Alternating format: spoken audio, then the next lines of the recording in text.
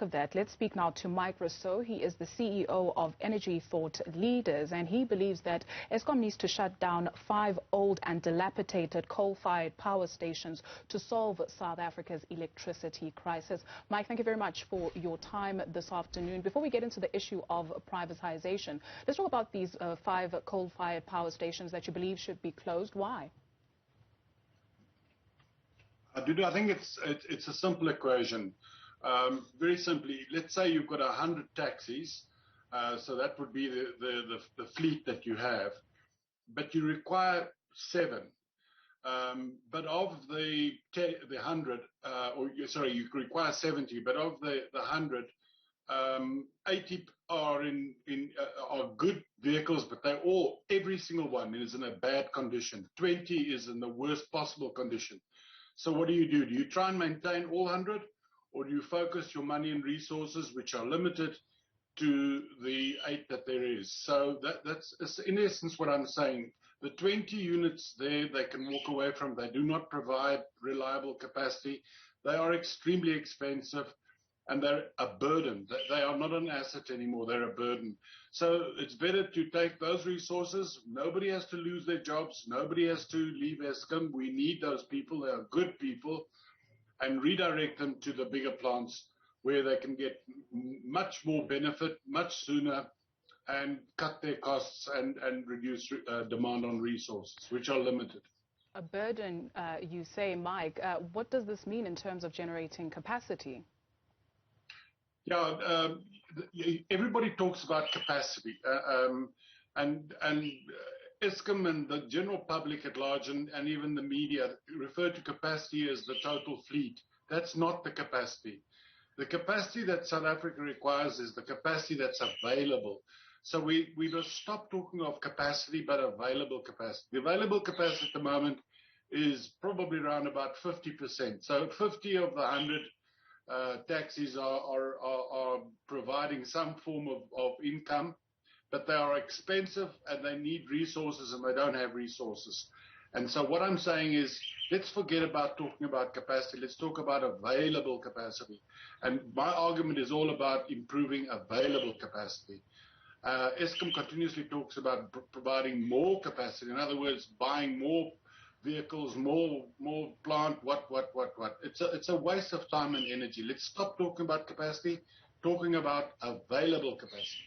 And therein comes Eskom COO Jan Oberholzer, and he disagrees, and he says reiterated that Eskom needs 4,000 to 6,000 megawatts of new capacity to eliminate load shedding. Well, firstly, Eskom don't have, and neither does South Africa have the money to buy that capacity. Most importantly, he doesn't need it. He's obfuscating the real problem that he's got. He hasn't provided the available capacity. So Jan is diffusing the situation by arguing that he needs more capacity. He does not justify, he must not get, under any circumstances, any additional capacity, which frankly he hasn't got the resources to maintain or to uphold. He was given 2 brand new plants. They haven't even brought them up to full production. So he better focus his attention where the attention is required and stop talking about new plant. The new plant, every single one, must not go to Eskom wherever it comes from. It must go to IPPs. These power stations are quite aged, right? So you take a look at Komati, which is now 60 years old, Camden 54, Grootvlei 52. What is the average lifespan of a coal-fired power plant? Well, normally they talk about 30 years. Because by around about 30 years, the plant requires significant capital to replace and renew and do major work on the equipment therein. So firstly, they don't have the resources to do that.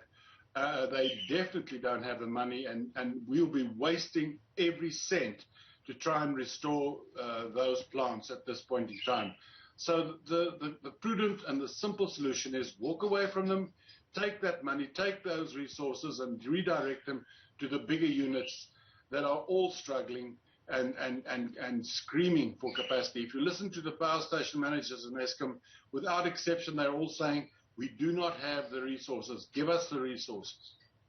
You mentioned independent power producers, and today in Gauteng and in the Western Cape, the National Union of Mine Workers is picketing against the privatization of Eskom. Your response to the call, or some sectors of society that say we should not privatize Eskom? Yeah, the union should focus on their primary objective, which is to create and sustain jobs, and stop talking about things they know absolutely nothing about. So the union know absolutely zip zero about infrastructure, investment and capacity. Their total goal and their interests must lie with their members, and they're not doing that.